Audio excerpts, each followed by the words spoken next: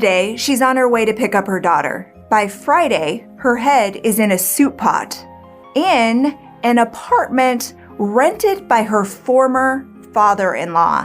Why would someone go after Abby Choi, Hong Kong's favorite young celebrity? Don't go anywhere.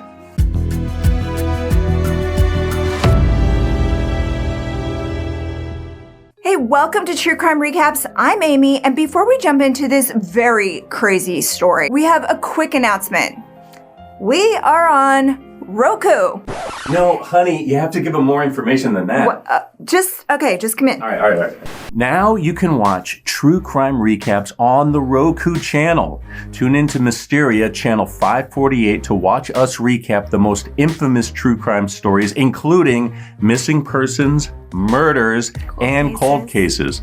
There are so many ways you can watch for free. You can visit therokuchannel.com and search Mysteria. Get the Roku channel app on your smart TV. Or if you have a Roku stick, head on over to channel 548 on the live TV guide. See you there. Thank you. Now, I'd love to get out of here. All right.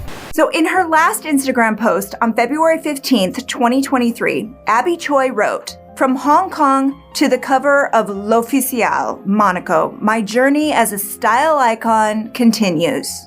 But it ends in a room lined with plastic." On Tuesday, February 21st, CCTV cameras catch Abby Choi outside a luxury condo building in Hong Kong's elite Kadoorie Hills. There she is, dressed all in white, carrying a purple designer purse next to her 7-seater SUV. Behind the wheel is her personal driver, Anthony Kwong. He also happens to be her former brother-in-law. Though Abby grew up a millionaire's daughter in Hong Kong, but she wasn't content to just go to parties and hang out by the pool or whatever rich socialites do.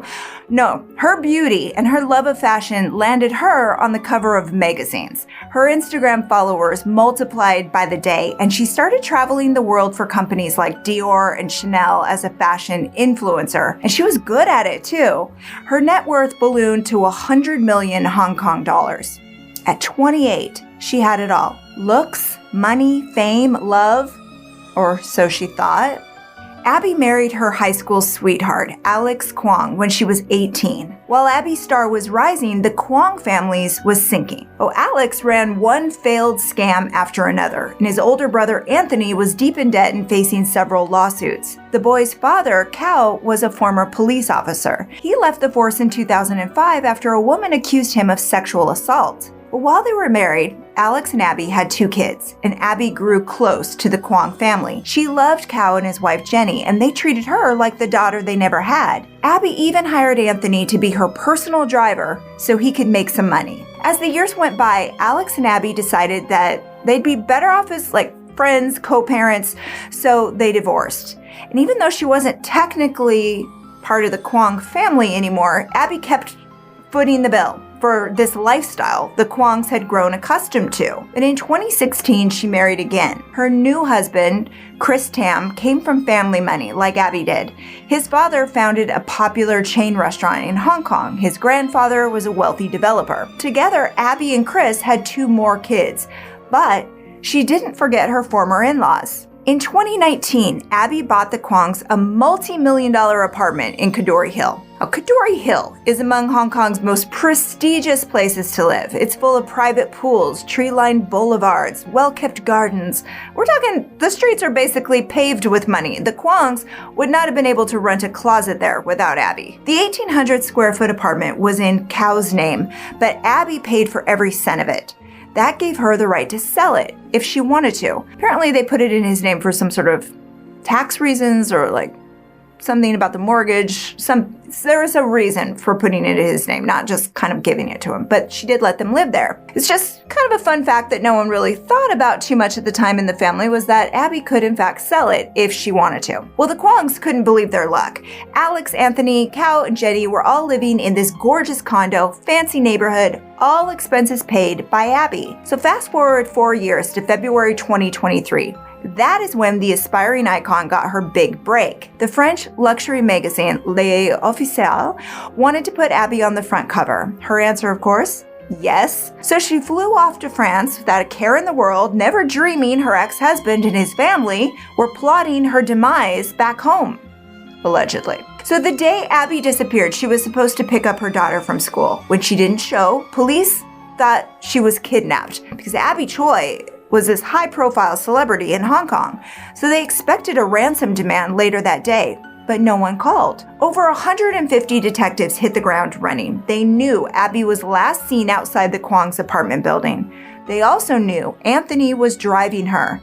So they questioned the Kwongs relentlessly, but the whole family stuck to their stories. They had no idea what happened to their famous former in-law, Abby who. But there's more than one way to get to the truth. Police checked the car's GPS data. They learned that it had driven to Tai Po the day Abby went missing. So they went door to door. They're questioning everyone they could. They reviewed countless hours of dashcam video and home surveillance, and then they saw something. Abby's SUV outside this 3-story apartment building. Phone records showed that she wasn't alone. Anthony and Alex's phones put them there too, and lo and behold, her former father-in-law had rented the first-floor apartment at the beginning of that month. Police kicked in the door with a search warrant on Friday, February 24th. What they saw inside will haunt them forever. They could only describe it as a human butcher shop. The walls were covered with a canvas sail. There was no furniture except a couch and kitchen table. Abby's purse was in a bedroom, but there was no sign of Abby.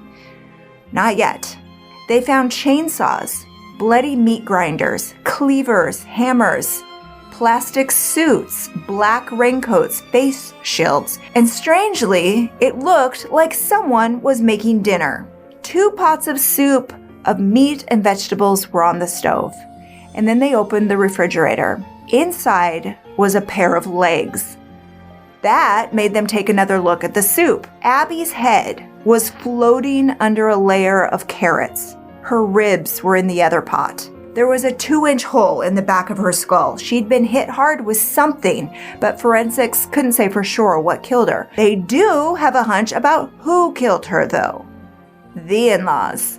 You see, Abby was about to sell the Kwong's fancy condo. She wasn't putting them out on the street. This girl was sweet as sugar. She offered to buy them something else, maybe not as fancy, but the Kwongs weren't ready to say goodbye to the good life. For some reason, Abby didn't register her marriage to Chris, which meant, in the eyes of the law, if she died, the 2 kids that she shared with Alex Kwong would inherit everything. That's millions and millions of reasons for Kao, Alex, and Anthony to start plotting her death, allegedly. Her former father-in-law rented a small apartment in Tai Po, a suburb outside Hong Kong.